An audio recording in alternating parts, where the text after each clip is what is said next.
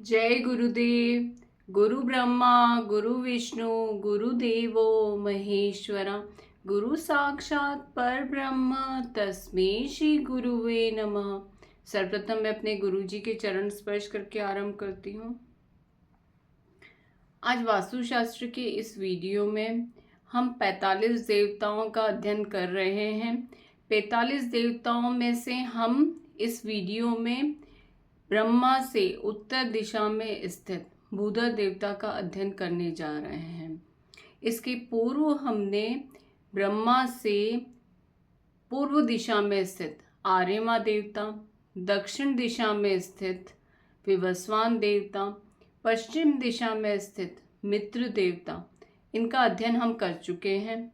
अब इस वीडियो में हम ब्रह्मा से उत्तर दिशा में स्थित एकाशीति पद विन्यास के अनुसार 6 पद के जो भूधर देवता होते हैं, हम उसका अध्ययन करने जा रहे हैं। तो आइए देखते हैं। 81 पद वास्तु में अर्थात एकाशीति पद विन्यास भी जिसे कहा जाता है, मध्य में हम जानते हैं ब्रह्मा देवता स्थित हैं। ब्रह्मा देवता से उत्तर दिशा की तरफ भूधर देवता जो 6 पद के स्थित हैं एकाशीति पद विन्यास में, आज हम उन्हें देखने का समझने का प्रयास कर रहे हैं। भूधर अर्थात भू अर्थात पृथ्वी, धर अर्थात उनको धारण करने वाला। जो पृथ्वी को धारण करते हैं उसका भार उठाते हैं। ऐसे जो भगवान शेषनाग हैं, भगवान विष्णु हैं, भगवान अनंत कहे गए हैं। भूधर का पद मूलभूत नींव है, आधार का पद है, अर्थात फाउंडेशन है।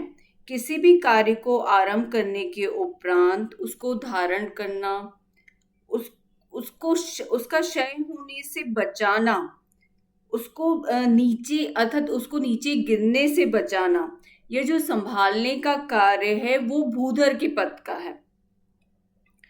अर्थात जब भूधर का पद सकारात्मक ऊर्जा से आवेशित होता है तो व्यक्ति जो भी कार्य करता है, अर्थात वह किसी भी कार्य में हो, उसका जो भी कार्य, ऑफिस है, फैक्ट्री है, इंडस्ट्री है, वो जिस भी चीज का संचालन करता है, तो यदि यह पद शुभ है, सकारात्मक ऊर्जा से आवेशित है, तो व्यक्ति का कार्य भलीभांति संचालित होता है, सही प्रकार से चलता है, वह अपने क्षेत्र में उत्तरोत्तर प्रगति भी करता है। अर्थात यह किससे पता चलता है? ये भूधर के पद से पता चलता है हमें।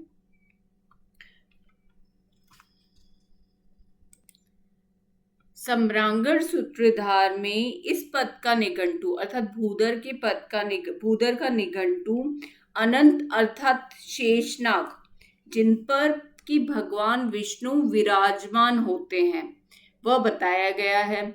और अपराजित प्रच्छा ग्रंथ में इस पद का निघंटु अर्थात भूधर का निघंटु बताया गया है, भगवान विष्णु कहा गया है।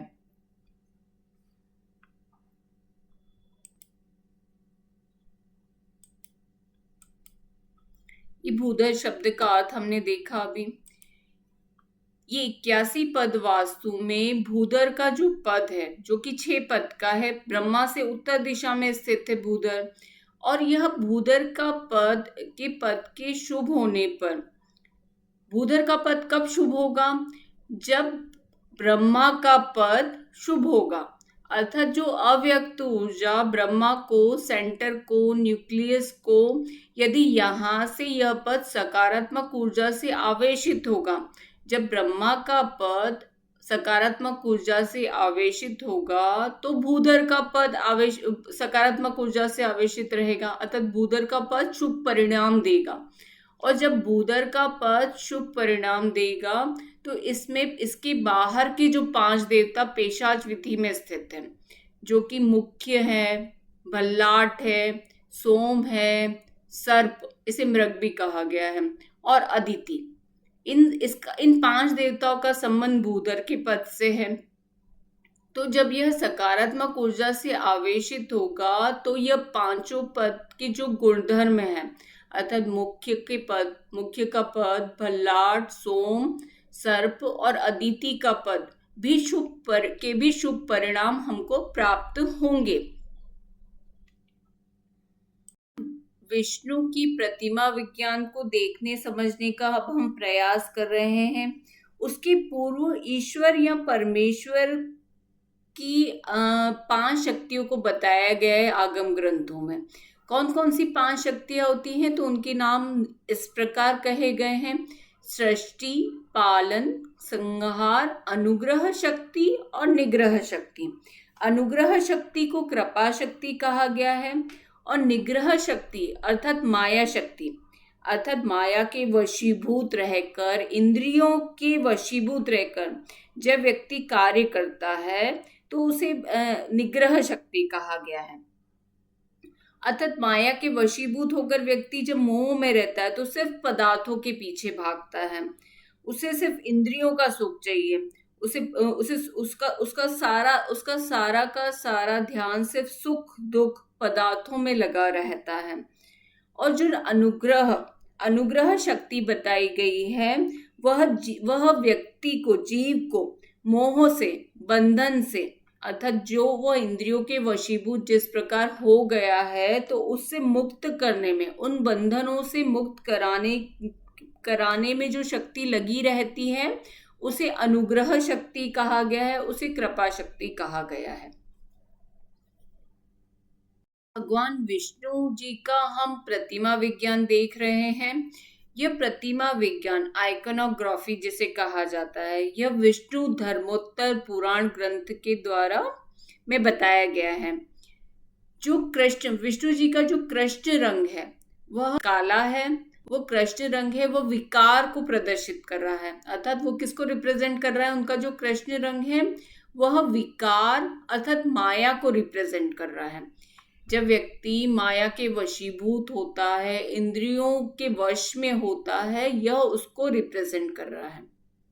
विष्णु जी के जो वस्त्र हैं वह अविद्या को प्रदर्शित कर रहे हैं, रिप्रेजेंट कर रहे हैं। अविद्या का अर्थ है अज्ञान और विद्या के जो मध्य की स्थिति होती है उसे अविद्या कहा गया है।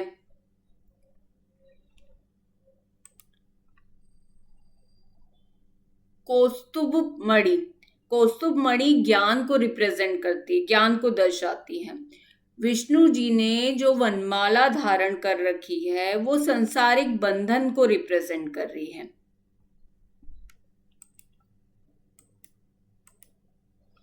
और विष्णु जी का जो वाहन गरुड़ बताया गया है वह मन है, वह मन को रिप्रेजेंट कर रहा है। अर्थात जब भूधर का पद सकारात्मक ऊर्जा से आवेशित होता है तो क्या होगा? तो व्यक्ति का मन एकाग्र होगा, और जब व्यक्ति का मन एकाग्र होगा, फोकस्ड होगा, तो व्यक्ति जो भी कार्य करता है वह कार्य एकाग्रचित्त होकर वह करेगा, जिससे क्या होगा? उसे अपने कार्य में सफलता मिलेगी और जिससे वह व्यक्ति उत्तरोत्तर प्रगति भी करेगा और उसे धन और सुख की प्राप्ति होगी। उस व्यक्ति का जो मन रहेगा वह कंट्रोल में होता है, उसके वश में रहता है, जिससे कि उसे सारी सफलता फिर प्राप्त होती है। विष्णु जी की जो भुजाएं हैं वो 4 भुजाएं बताई गई हैं। जो विष्णु जी की जो भुजाएं हैं वो 8 भुजाएं बताई गई हैं। अर्थात 4 मुख्य दिशा और 4 विदिशा। अर्थात 4 मुख्य दिशा कौन सी? पूर्व, दक्षिण, पश्चिम और उत्तर 4 मुख्य दिशा, और 4 विदिशा अर्थात जो मुख्य दिशा के बीच की दिशा होती है उसे विदिशा कहा जाता है। अर्थात उत्तर और पूर्व की दिशा ईशान कोण होती है, और इसी प्रकार से पूर्व और दक्षिण के बीच में आग्नेय कोण होता है। तो 4 विदिशा यानी आग्नेय, नैऋत्य, वायव्य और ईशान को बताया गया है। तो विष्णु जी की कितनी भुजाएं बताई गई? विष्णु जी की 8 भुजाएं बताई गई हैं। विष्णु जी के 4 मुख बताए गए हैं। विष्णु जी के जो 4 मुख बताए गए हैं वो बल, ज्ञान, ऐश्वर्य तथा शक्ति को रिप्रेजेंट करते हैं। विष्णु जी की जो गदा है वह लक्ष्मी, धृति, कीर्ति, पुष्टि, श्रद्धा, सरस्वती, वेद जननी तथा काल रात्रि को रिप्रेजेंट करती है। विष्णु जी के हाथ में जो चक्र है वह चक्र महाबाहु चक्र संसार को घुमाने वाला है तथा विष्णु जी के हाथ में स्थित है। धर्म चक्र, काल चक्र तथा नक्षत्र चक्र सभी विष्णु जी के हाथ में है। भगवान विष्णु निर्दिष्ट चक्र को सर्वदा घुमाते रहते हैं, अतः वे संसार के चक्रपाणी भी कहे जाते हैं। पद में जब दोष होगा, दोष होने का तात्पर्य है जब वह पद नकारात्मक ऊर्जा से आवेशित होगा, उस पद में टूट फूट होगी, प्रॉपर वेंटिलेशन नहीं होगा, वहां शल्य का दोष हो सकता है, वहां मर्म का दोष हो सकता है, वहां गंदगी हो सकती है, टॉयलेट हो सकती है, वहां अटाला हो सकता है, वहां रोशनदान नहीं है, प्रॉपर वेंटिलेशन नहीं है, फ्लोरिंग ऊपर नीचे हो रही है, जाले हो रहे हैं, गंदगी हो रही है। यदि कोई भी वास्तु दोष है तो व्यक्ति को निम्न परिणाम प्राप्त होंगे, अर्थात व्यक्ति का जो किसी भी कार्य का आधार है, बेस है, फाउंडेशन है, वो मजबूत नहीं होगी, खोखलापन होगा, दिखावटीपन होगा, मतलब जो भी रहेगा वो दिखावटी रहेगा, उसका जो बेस रहेगा वो मजबूत नहीं होगा, चाहे वो धन की दृष्टि से हम लोग देखें या कार्य की दृष्टि से देखें, तो वो सारा का सारा दिखावटी होगा। मुख्य भल्लाट सोम के पद में दोष होने पर आर्थिक कमाई न होना, व्यक्ति को प्रोजेक्ट जो होंगे वो उसके सफल नहीं होंगे, उसे सक्सेस नहीं मिलेगी उन कार्यों में, उसके पास नई अपॉर्चुनिटीज नहीं आएंगी व्यक्ति के पास। जब व्यक्ति भूधर का पद नकारात्मक ऊर्जा से आवेशित होगा तो व्यक्ति माया के अधीन होगा, अर्थात वो पदार्थों के पीछे भागेगा, उसका मन वश में न होना, अर्थात उसका जो माइंड है वो फोकस नहीं है, बिल्कुल उसका ध्यान नहीं है, उसका मन उसके वश में नहीं है, व्यक्ति व्यसनी है। जब व्यक्ति माया के अधीन होगा, पदार्थों के पीछे भागेगा, तो वो उसके पास उसको एडिक्शन होगा। लक्ष्य बार बार बदलना, क्योंकि माइंड फोकस नहीं है तो व्यक्ति का लक्ष्य जो गोल रहेगा वो बार बार चेंज होगा। जीवन में भटकाव होना, साहस का अभाव होना, निर्धन होना, लक्ष्य ही प्रॉपर नहीं है व्यक्ति का, वो बार बार बदल रहा है तो व्यक्ति के पास धन का अभाव रहेगा, व्यक्ति निर्धन होगा। चित्त का अशांत होना, किसी भी विषय का गहराई से अध्ययन न करने के कारण बुद्धिमान या ज्ञानवान भी नहीं होना। यह कब होगा? जब भूधर के पद में दोष होगा तब। तो हमें क्या करना चाहिए? हमें भूधर के पद में जब दोष होगा तो उस दोष को दूर करना चाहिए। उसमें जो भी टूट फूट हो रही है, गंदगी हो रही है, यदि वेंटिलेशन नहीं है तो वेंटिलेशन देना चाहिए, यदि वहाँ अटाला रखा हुआ है तो अटाला हटाना चाहिए वहाँ से, वहाँ पर प्रॉपर वेंटिलेशन होगा, टूट फूट ठीक करानी चाहिए, शल्य है तो शल्य निकालना चाहिए वहाँ पर। उसके पश्चात ही हम उपाय कर सकते हैं वहाँ पर, कि जो पद में दोष होगा तो उसके बाद हम उसके उपाय करेंगे तो वो पद सकारात्मक ऊर्जा से आवेशित होगा। तो उपाय क्या करना है? उपाय के रूप में हमें पहले दोष दूर करने हैं, फिर हमें जो विष्णु जी के हाथ में पाश है, कमल है, शंख है, गदा है, चक्र है, विष्णु जी का वाहन गरुड़ है, विष्णु जी ने वनमाला जो धारण कर रखी है, इनमें से कोई भी चिन्ह हम उसका प्रयोग कर सकते हैं दोष को दूर करने के बाद उपाय में। अर्थात इन्हें हम कॉपर प्लेट, चांदी की प्लेट पर इन चिन्हों को बनवा सकते हैं। यदि चाहे तो सोने की प्लेट पर भी इन चिन्हों को बनाया जा सकता है। आप चाहे तो पूरा शंख, गदा, चक्र, इनमें से कोई भी एक चिन्ह वो सोने में बनवाकर आप जमीन के अंदर स्थापित कर सकते हैं विधि विधान से पूजा करके। भूमि के अंदर पन्ना लगवाना चाहिए। इस दिशा का ग्रह है, उत्तर दिशा का ग्रह बुध है, और बुध का रत्न पन्ना है, तो भूमि के अंदर आप पन्ना भी विधि विधान से पूजा करके लगवा सकते हैं। पर रत्न प्योर होना चाहिए, टूटा फूटा नहीं होना चाहिए, और उसे विधि विधान से पूजा करके लगवाना चाहिए। खीर का भोजन स्वयं करना चाहिए, चाहे तो खीर का हवन भी कर सकते हैं उस दिशा में। सुनहरे रंग का प्रयोग कम मात्रा में पर गोल्डन रंग का प्रयोग करना चाहिए इस दिशा में। ये सब इसके उपाय बताए गए हैं। इनमें से कोई भी उपाय जो आपको ठीक लगे आप वो कर सकते हैं। अब इस दिशा के उपयोग देखते हैं कि प्लानिंग के अनुसार इस दिशा में हमें क्या क्या बनवाना चाहिए भूधर के पद में।